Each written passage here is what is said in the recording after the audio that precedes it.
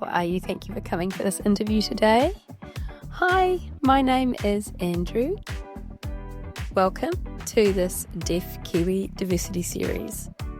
I'm here to introduce my guest. Hi, my name is Joyce.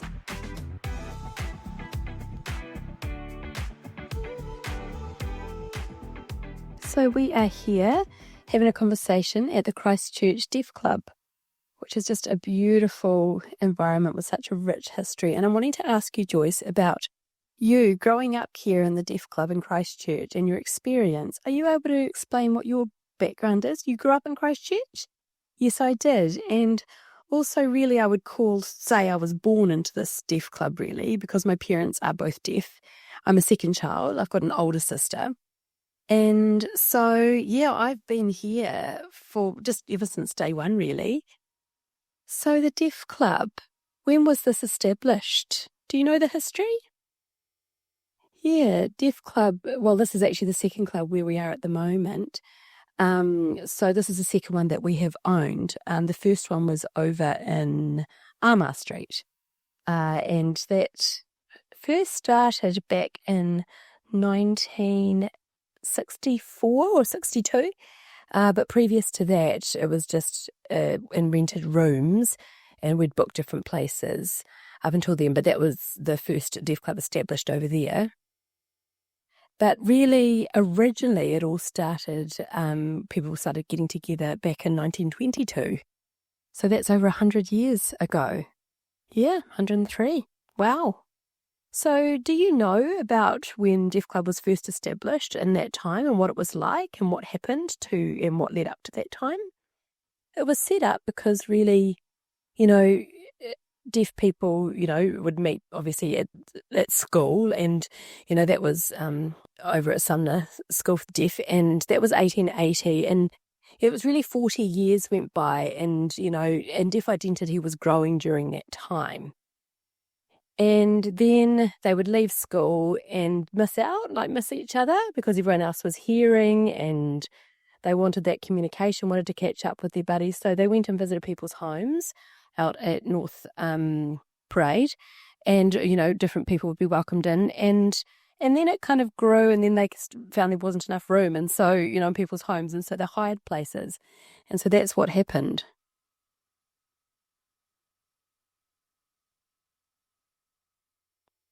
So they fundraised, and also there was one person who had their own land and planted potatoes.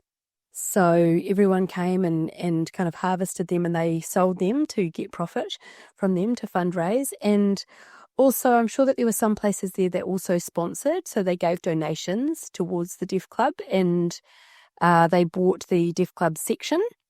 Really, they bought built the foundation, and then there was a builder, a deaf man, who worked for a business at that time, and they got them to come and build the actual building. That was Marshall Bennett. So he worked for that business, and so then they came along and they built the Deaf Club. Him and his team built it, and then the bank, and I think they ended up selling actually part of the section off, the front section, sold that, got the money for the club. Are you able to describe the old building and what it was like? So, yeah, you had the driveway. There was a brick wall on the left coming in, and then there was the building on the right there. And you'd walk upstairs and then turn right, and it was like a big hall at the back there. So, yeah, top floor. So the bottom floor was car parks and storage area, and there was also some stairs going up there for like an emergency exit from the car park. So there were those two entry points. So when you came in, what did it actually look like? What was it made of? Wood. Yeah, wooden walls and windows in the doors as well. You had to have the windows in the doors so that you could see someone on the other side.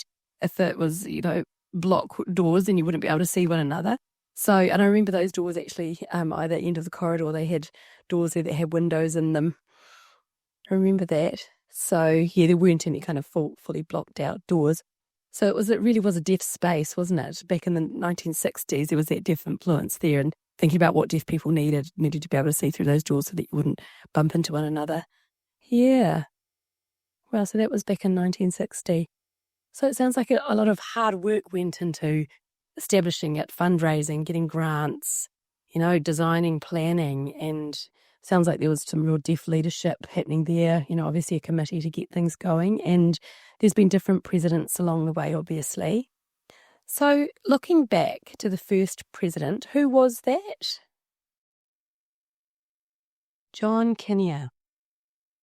So he was president of, there was a group of men, not women. Women weren't leaders at the time, they were men. So there was a group of them. And I think there was 7 of them, actually 7 or 8 of them. And so I think he led the group. So gave him that delegated authority. And so he was the president for many, many years, actually. In his own home. And then there wasn't the space anymore. So then they had to move out of there. So really, at that time, of setting up the Deaf Club, because, it was the need after school to mix and mingle. And then later on, Auckland set their club up and different areas did. But here it was like, how do we connect with other deaf people in New Zealand? Because, you'd leave school and people would then leave and go throughout the country. So Wellington Deaf Club was set up, and they set up deaf sports. So that was another opportunity to engage with other clubs throughout the motu. So people from throughout New Zealand descending upon Wellington. It was always Wellington? No, I think Wellington maybe 1, 2 or 3 times, and then Christchurch hosted, and then, the big cities, Auckland hosted, and yeah, it grew from there. So you'd have Friday night Deaf Club when you were small and you came in, and adults would, no. What was that like? No, we weren't allowed at Deaf Club. What do you mean? You weren't allowed? No. It was only for, the parents, they went to Deaf Club, and children were not actually allowed in then. So only for weekend events or, like Christmas picnics, we would go there out and about. Sometimes they had like a kids' Christmas event, and yeah, that was at the Deaf Club. Kids were allowed there. And day events, but night times were strictly forbidden. Friday nights were for the adults only. It was the adults only time. And I don't actually know exactly how old I was. It might have been around about the age of 10 where finally Deaf Club kind of opened their doors and allowed children in. But we had to get out at 9 o'clock. We weren't allowed to stay later. And also we weren't allowed to go to the bar either. So even if I wanted just a soft drink, no, that was forbidden. So gradually, they just followed the committee's decisions and their rules. Yeah. And then finally they did open their doors when I got onto the committee. So yeah, because of me. Times for a change, yeah. So what do you think the benefit was of having the younger ones mixing with the older ones? Why do you think that change was necessary at that time? Because Deaf Club is the only space where, our children can be a part or really be a part of it. Because, so for my 2 children who are coders, they didn't feel part of the hearing community, but they did feel part of our community. And so, but we were setting up barriers for them, and that wasn't right. We needed to allow them to be included because this is their community too. So Deaf Club was really a really good space. And also prior to that, we first I played in deaf sports. I was 14 when I started playing basketball, and my father was the coach actually of the team. Oh, was he quite tough on you? Actually, no, he was second year. First year, no, my father was good. The first year was, who was a coach? Kevin Stokes. That first year. So I was 14 years old, and the basketball training would happen in the hall, which was really good. Yep, strong team. But then later on, had a different coach, and we won a lot then because we had to run up the hill, and most of the men, they couldn't be bothered. They didn't run up the hill. So by the end of the match, we were faster. Yeah, but just going back to basketball in the hall there, the hoop, it was flush against the wall. And so, you'd run and do a layup, and then the wall was right there and you'd almost face plant into it. So, but it was good fun. How did you feel mixing and mingling at that time? Could you communicate with the coders? What was that like? What was your experience of, deaf family, deaf club, mixing adults, kids. What was that like? Really, I grew up feeling like it was normal. Yeah, I mean, I had access to everything, the adults, I remember seeing their faces and it just felt like I didn't feel like I was missing out or being left out at all, and the coders would absolutely sign with us and yeah, it was good. And the only time I felt kind of left out was with extended families, like at dinner times I felt like that at different, but not at Deaf Club, absolutely fine. And also for me, when I was a teenager, it was like, oh, now we're going to, meet with our friends here at Deaf Club and then we'll go out and I'd get home and the family already knew that what I'd been doing. Oh, word travels quickly. Yeah, it's like, how did you know?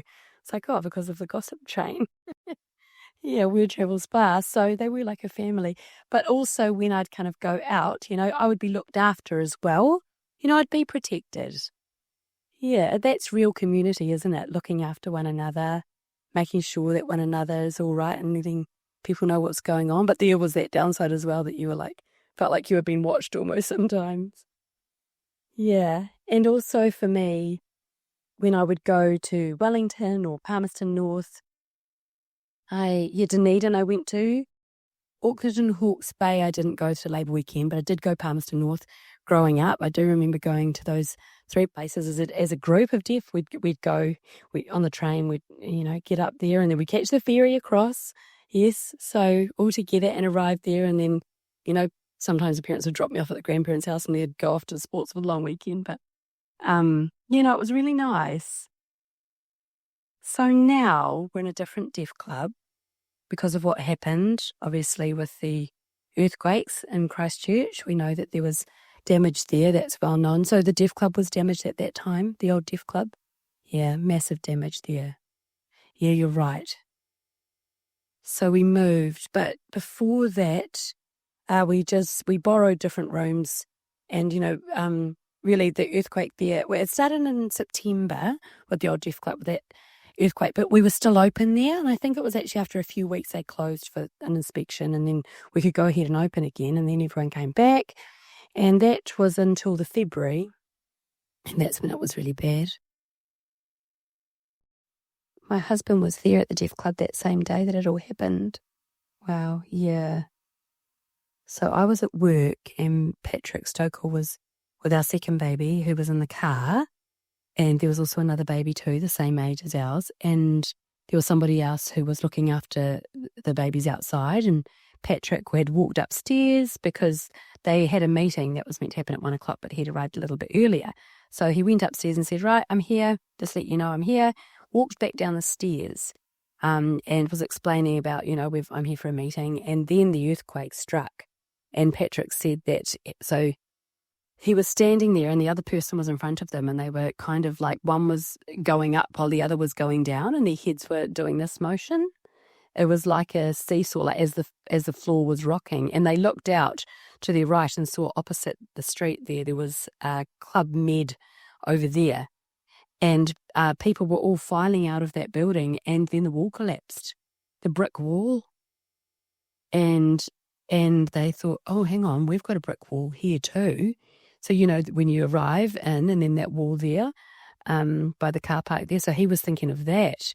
And that didn't collapse? No. But they saw the other one collapse. So they were rocking. It went on for a long time. I think it was 1 or 2 minutes. And then the Deaf Club staff came running downstairs in a panic. And they, picked up the baby and started walking over to my work, but then kind of realised, I'd already gone. He changed his mind, came back, picked up the car and then got out actually before they cordoned off the space, so luckily you got the car out.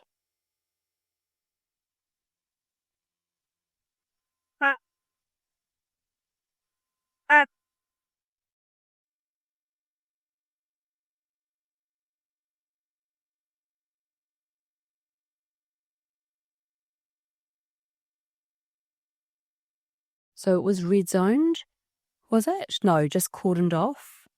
Yeah, cordoned off. So you weren't allowed in there. So if there were cars within that cordoned area, you weren't allowed. You had to leave them in there. So they were stuck in there.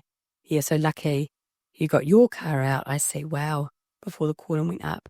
Yeah. So, one street just out here, actually. Yeah, that's right. That's the same street, isn't it, out there? Yeah. So they did that, and that was kind of cemented in his mind, and so the damage was done, and so the electrics, the bricks, everything was just so damaged. So sad. Yeah, and we couldn't get in for months and months and months. So did you eventually manage to get in there to retrieve valuable things? Yes, but very limited. You had wheelie bins, 2 or 3. We were allowed to get in there, and there was a very strict time limit to get in. So there were only designated 2 or 3 people who were allowed to quickly go in, get them, but weren't allowed into the office areas and things. Couldn't get everything, had to leave most things there. So most things were retrieved. The important things were retrieved at that time, and then everything was locked up and left there until, actually I don't know when, but they then eventually went back and managed to get everything out later on. So the building, that was demolished by a crane, wasn't it? Well, before that, they did allow the members actually to go in to kind of say our final farewell. Yeah, so we all filed through and did that. But it was lovely getting that opportunity. Yeah, and so now we're in this new lovely space, and wow, look what's been achieved. When you think about that building, that farewell, to this beautiful space, how was this achieved?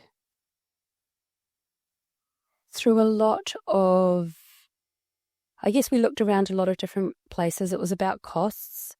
So we looked at different options, and we settled on, Domain Terrace. Is it Domain? Is it right? Down in Spraydon. So that's down, that lawn bowling, the club rooms down there, we used that for a few years. And so that was 2011, just thinking about the timings. And then we came down here what year did we come down here? I think that might have been around 2015, 16. Yeah, I think 2015 it was, you're right. Yeah, we took over here. So got that money transferred over and put into this space. So we've been in this space for 10 years now. Wow, time goes fast. Yeah. So we've slowly made improvements. There used to be carpet on the floors, really. Yeah, not carpet, more like rugs throughout. So we took them out and got the wooden floor back so that we could stamp our feet and get people's attention. So that good old deaf way with the wooden floorboards. Perfect. That's right for a deaf space, isn't it?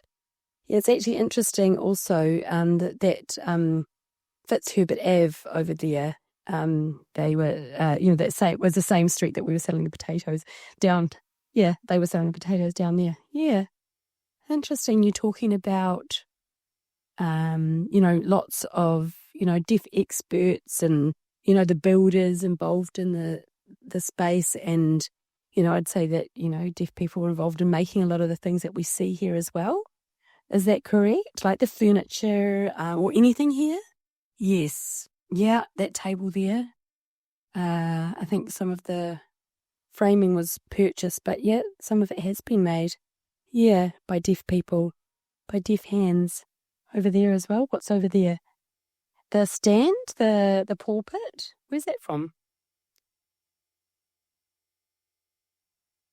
That was actually from the building, the old building, and what is it? The big building, the main building. Yeah. So that was actually the balustrade. It was from the staircase that went up, and so that was one of the posts that from that. So you took one of the posts, and then from that made that stand. Yeah, and then put that bit of wood on the top and made the stand. So it's a bit of history. So that was 1981. So that was the time that it was kind of, that building was taken down.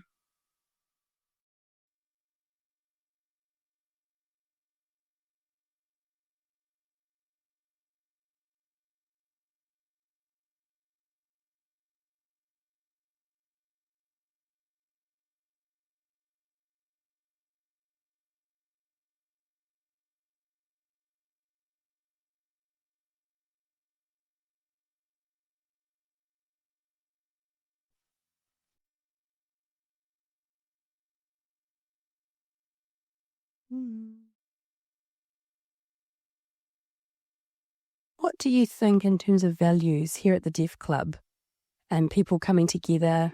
Can you give me some examples about that? I think at the moment technology is one, and also school.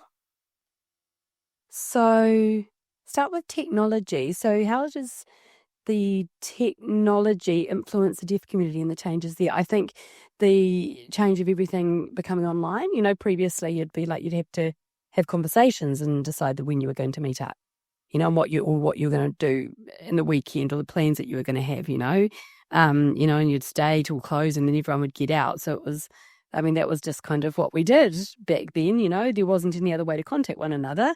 I guess you had fax, but before faxes, you just kind of had to come to Deaf Club and meet face to face and make your plans for the weekend here. So that's definitely something that's changed. And so now you can just make a quick call, and you've got technology, you've got the use of smartphones and things.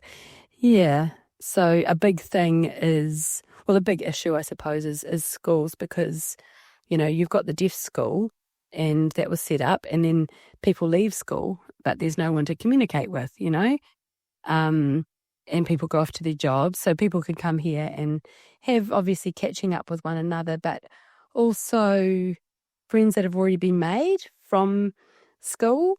But now obviously you've got mainstream, and you've got students also isolated. And so they don't know the difference. It's just kind of their normal. They're just on their own. And it's not how it used to be.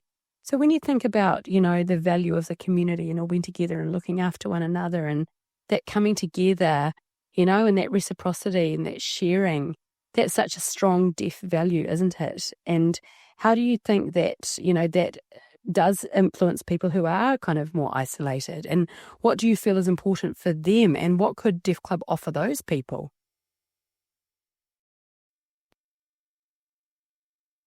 I think really resource, and we've got money. I guess lots of people have volunteered for many, many, many years here, and there's that, and we acknowledge them. But we need finances, I guess, to keep on setting up what's needed.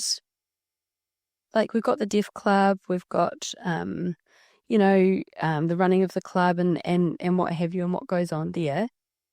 We've got Te Aotearoa in terms of services. Their services are limited, however, and there are other services out there as well, but that aren't necessarily kind of relevant for deaf people. So I guess it's about how we can set something that up that's really going to be accessible for those people who are more isolated out there.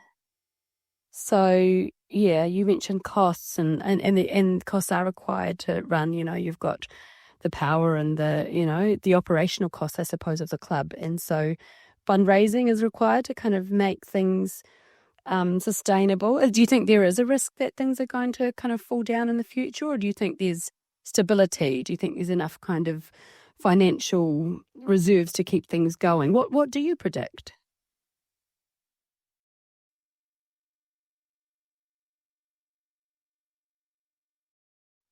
So yes, Deaf Club resources, sustainable for the future. I think we do need people, however, because if numbers dwindle, then that's going to be weak. I guess there's strength in numbers when we work together.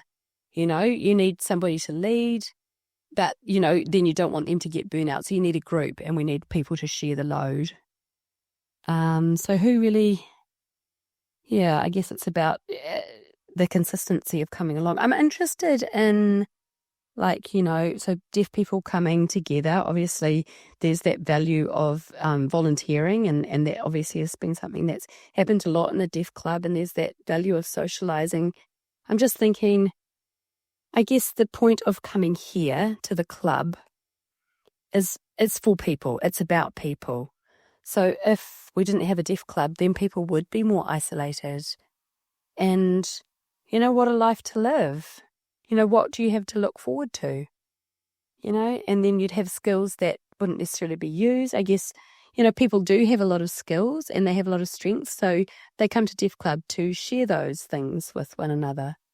Thank you so much for this discussion, Joyce, about the Christchurch Deaf Club. And it's been through a lot of ups and downs and challenges. And obviously it's all about, bringing the community together, and it's been doing that for years and years and years. So thank you so much. I've so enjoyed this chat. So thank you so much for watching and engaging with us as well as we've discussed this topic. And thank you so much, Joyce.